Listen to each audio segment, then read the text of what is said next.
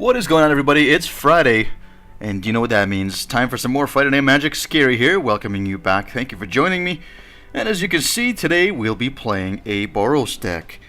So unfortunately, this is mostly enchantments, and we're going to draw a new hand. Hopefully it's not worse. This is a bit better. We've got two Rabble Masters which we can play, so we'll go ahead and keep that. And we will start it off with a red, because why not? We can't really play anything else. So, yes, if you're asking the question, is this a reused deck, a recycled deck? Yes, it is. I've basically gone through the entire deck list of all the decks that I've had, and I couldn't really find any other decks that were really interesting to play, so I wanted to revisit some of them, especially the ones that made me very happy and were a lot of fun to play, and this deck was definitely one of them. So this is a red-white deck with, what is this here? Jade Mage, okay. So he might be playing tokens.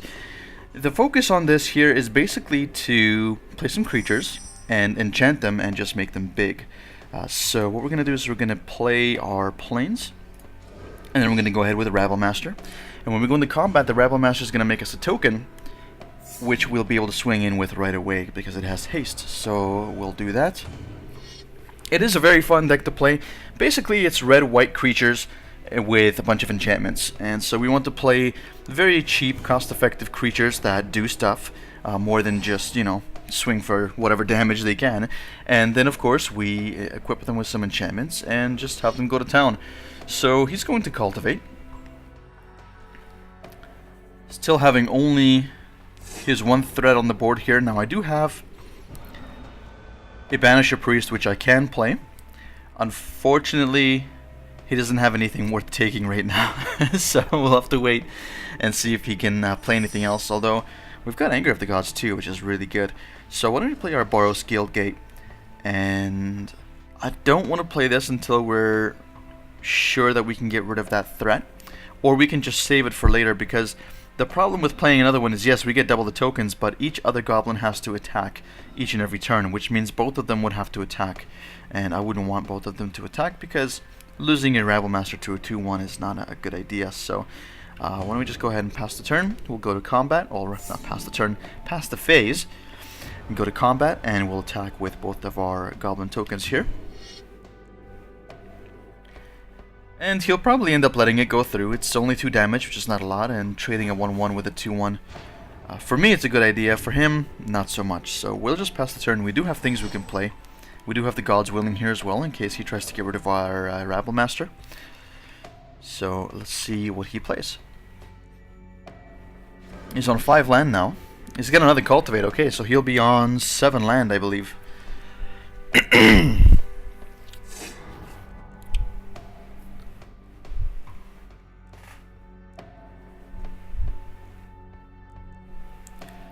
And still nothing from our opponent here. So he's got the 2-1. I wonder if he's going to swing. In all honesty, though, I probably would have swung there, because I would not have traded my Rabble Master, so it would be good to get a couple points of damage in, but that's okay. He's doing whatever he feels is right. And we get another plane, so no shortage of land here. We've been hitting our land drops every turn. He's got 1, 2, 3, 4, 5, 6. He's got 6 land. 5. Wow, and we've got 5, so that's very curious that he's sitting on 6 land after 2 cultivates, and we're on 5 with none. So I wonder, I don't really want to use this right now, to be honest with you. I think the Rabble Master is just fine for putting on the pressure, because he's probably waiting for me to play something like that. And I think I'm just going to keep pushing through the damage here, where we did 1 damage 2 turns ago, 2 damage 1 turn ago, and now we're doing 3 damage.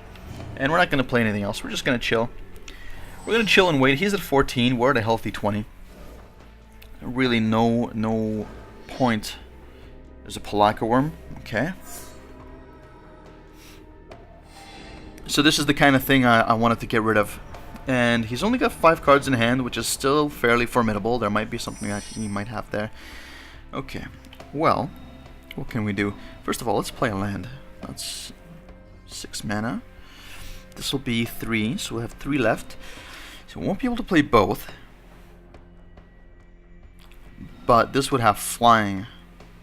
I think I want to get rid of that threat first, to be honest with you. So I'm going to play the Banisher Priest. You need to get rid of the big 7/7 trample. And we'll continue to apply the pressure here with Rebel Master. So we'll have 4 tokens coming in now, which is really cool. Rebel Master is a pretty good card. I believe he's fairly expensive now too in Paper Magic, just because he's standard legal and of what he does. It's a really, really good card. And that will be it. There's no reason to play anything else. We'll just pass the turn. Cool thing is now, if he's got some kind of fight spell or whatever, we can always give our Banisher Priest pro green or whatever he's... I guess he's just a mono green.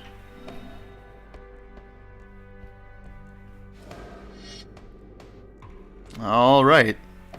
There we go. We've got ourselves a 6/6 reach. It's a bit of a problem. He's going to make a token. And he's not going to attack. Wonderful. Okay, well. What can we do here? We can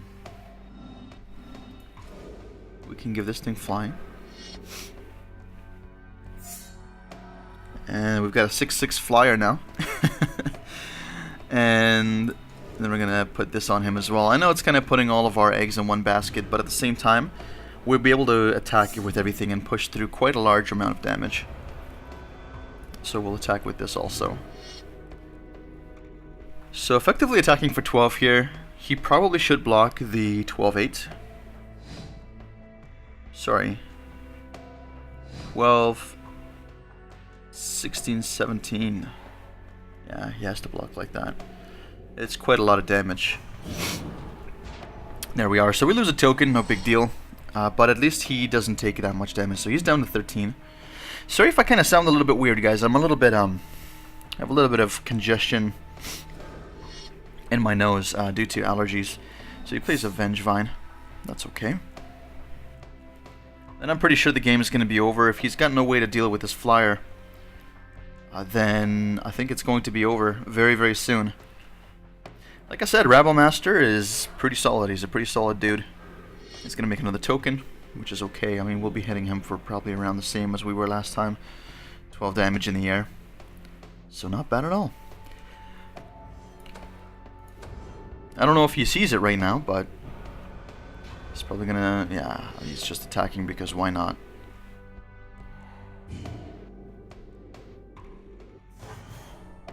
That's fine. So we're down to 14. And now we just win the game. He's got 2 lands open, so he can still play something. 3 cards in hand, but I just don't know if it's going to save him. So now we have another Plains, so our dude's going to get even bigger. And you know what? We might as well just play this too. Why the hell not? We'll go to combat. We'll make 2 tokens. And we'll just attack with the overkill here. This guy's gonna get big. 14-9. Rabble Master. It's probably the biggest Rabble Master I've ever seen. And that's game. Let's move on to game number 2. Alright, here we are for game number 2, and we've got a whole lot of white and a whole lot of red on the other side of this hand, which is not very good for us. We do have the Banisher Priest though, so this is remotely keepable. I guess I will keep it. I'm hoping to draw into a red source pretty soon, but at least we have the ability to get rid of the Banisher Priest, so I'm kind of counting on RNGesus here to help me out. And what are we playing against here? Red, green, and white. Interesting. Interesting. Could be some kind of token build. Hey, this is pretty good. We've got a Mentor, the Meek, so we've actually got 3 plays here, which is pretty solid. And we could probably drop the Mentor down first. Does he have no turn 2 play? Beautiful. Alright, well, still no red mana, but at least we get to drop down our Mentor, the Meek. So now, when we play our Banisher Priest, if we have 1 more land, we'll be able to draw a card, which is nice. I really do hope we draw a land next turn, though, because at this point, we've hit... Well, we haven't hit each and every land drop. We had those 3 in our hand, but this is when we need to start hitting lands, and there are no lands. Alright. Well, at least I can play this guy. And I'm doing this pre-combat, I know. I probably should do it a little bit later, but that's okay. We're going to pay 1 to draw a card. There's our Plains. Beautiful. And... wow, we can actually play this on him right now. Although, I don't know if he has removal. We might as well do this after combat, though. So let's just attack with our little dude here. No blockers for our opponent, so we'll be able to get in 2 points of damage. And yeah, why not? Let's put the spear on this guy. And the reason why it costs us 1 is because Hero makes it cost 1 less. He makes all of our auras cost 1 less, which is pretty good. So we've got a little 3-3 here, and I guess our opponent just had a shitty hand. Planar Cleansing being put into the graveyard there. That's interesting. Nevertheless, why don't we go ahead and end the combat? He probably didn't have any early plays, which is unfortunate. I guess we'll just play this game out, though. We might as well. We're already here. And with the way things are looking here, it's going to be a fairly quick game. So why don't I play this? And then we'll draw a card with Mentor. Mentor the Meek is actually a very, very good card. A staple in several formats of Magic. He's done very well for himself. And no plays, wow. So our opponent going to discard here. Wow, he's got a stacked hand here. Baneslayer Angel. Planar Cleansing. Very interesting. Okay, well, we're going to play the only red source we have. And since we've got our Exalted dude here, we're just going to attack with Hero with Viroaz because this will be able to push through a lot more damage. So he's a 5-5, Exalted triggers. So he'll be a 6-6 as well. We gain 10 life. And like I said, this game will be over very, very shortly here. And no reason to play anything else. We'll just pass the turn. And we've got some hard removal to any blockers that he might put in our way. And nothing. So, wow, he had a very terrible hand. He was playing white-blue, apparently. He was getting no blue sources, which is probably why he left. But nevertheless, I don't think playing the Goblin Rabble Master here is really pertinent. We'll just attack with our 5-5. That'll become a 6-6. And that will be a very hasty game number 2. Wow. Over very, very quickly. So let's move on to game number 3. Alrighty, here we are for game number 3. We've got 2 lands and nothing that we can play with it. So we're going to draw a new hand. Oh man, this is, well, it's okay, I guess. We can play the Hero and we can play the Ordeal, so not too bad. I guess we'll keep that. I guess we'll have to pray for a red source as we've got the Rabble Master and the Stormbreath Dragon in hand. Stormbreath is nice because of the pro-white. Rabble Master is nice because, hey, who doesn't love a big-ass Rabble Master to win you the game like we did in the first one, so can't complain. There's a Mentor. Unfortunately, we don't have the land to play it. Let's go ahead and play our Hero, which gets pumped up +1/+1 every time we play anything on him, or we target him with a spell. And he makes all of our auras cost 1 less, which is really good. We would have been able to afford these Ordeal of Heliod anyway with the 2 lands. Hopefully we draw into more. A red source would be nice. But he makes it cost only 1, which is good, so we can still protect him with the God's Willing. We'll go ahead and slap the Ordeal on him there. Oh, shoot. Well, he's got a negate. That's unfortunate. Still, though, because he was targeted, he's going to get a +1/+1 counter, so at least we'll be able to swing in for 3. All the counter spells. Alright, well, let's go to combat. At least we have the God's Willing, which will actually give him another counter and protect him from a slew of spells that our opponent may fling at us, including bounces, which we want to avoid, because obviously this being bounced in our back to our hand is going to provide a tempo disadvantage. Okay, so he's got a Gutter Snipe. Very nice. Very, very nice. So he's playing a deck very similar to one of the other decks that I've played before. There's a Trained Caracal. I don't know if that's even worth playing. But nevertheless, let's just go ahead and attack. I don't believe that he's going to be blocking. It would be very silly for him to block. So he's going to go down to 14, and let's play a Trained Caracal. Hopefully we get some more land. This is getting pretty bad here, being on 2 land, but we'll see what we can do. We've got the God's Willing, which will let us scry as well, as giving us protection and a +1/+1 counter on our Hero. So we're not in a completely bad spot here, but oh god, well, here we go. It begins. Talran just hit the field, so every time he plays a spell he gets a 2/2 Drake. That is no bueno for us. We're not going to bother blocking that. It's a 2/2.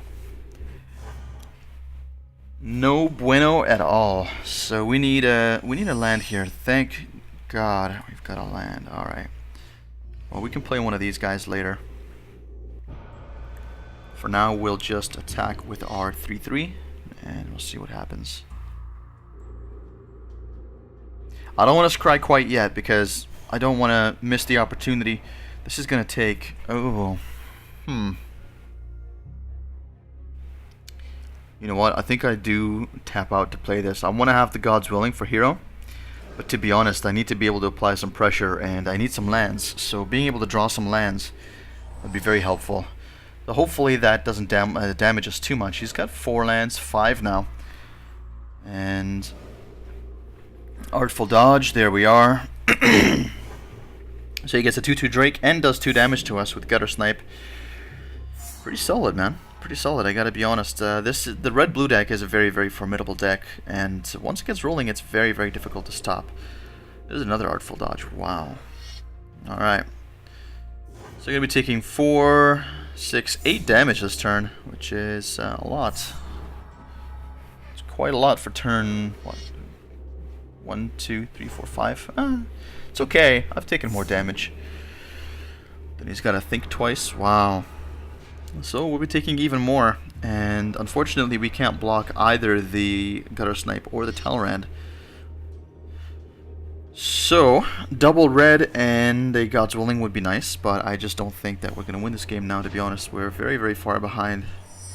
There's a red. That's not really going to help us too much.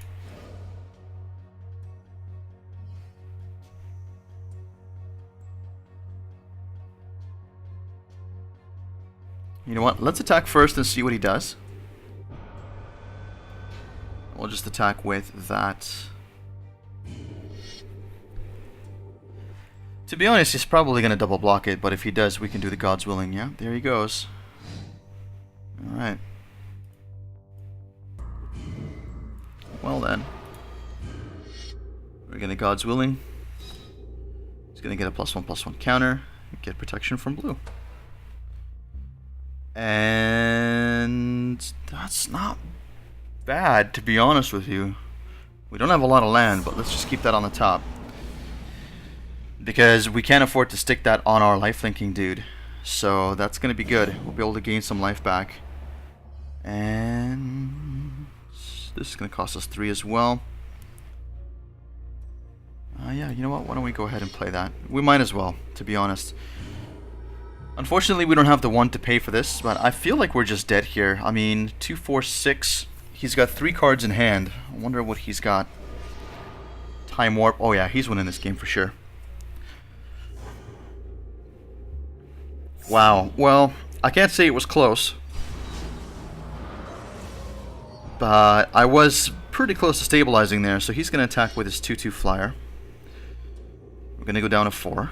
And next turn he's probably going to just swing with everything. So, it is what it is. Yep, next turn he's going to swing for 4 in the air. So, GG. Alrighty guys, that is going to do it for this episode of Friday Night Magic. Thank you so much for joining me. Make sure to head over to the official blog at sspgaming.blogspot.com for all the latest info about what's going on the channel. If you haven't already, make sure to leave a comment in the comment section below and let me know what your favorite decks are and what you'd like to see in the future, as well as hit that thumbs up and that subscribe button over there.